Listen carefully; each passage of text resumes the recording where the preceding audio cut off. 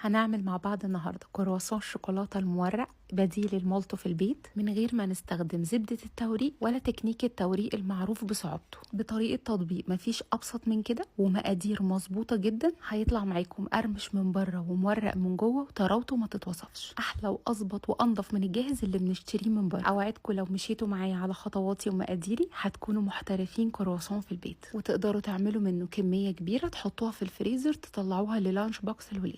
الكمية اللي في أول الفيديو نص كيلو دقيق، هضيف عليهم 3 معالق كبار مليانين من السكر، معلقة صغيرة مليانة من الملح، ومعايا معلقة كبيرة من الخميرة الفورية، معلقة كبيرة مليانة، رشة صغيرة على طرف المعلقة من البيكنج باودر، معلقة كبيرة مليانة حليب بودرة اختياري. وكده المكونات الجافة كلها جاهزة وقلبتها مع بعض. ربع كوباية من الزيت النباتي، معايا بيضاية بدرجة حرارة الغرفة، أقدر إن أنا أضيفها كلها على العجينة أو أفصل الصفار عن البياض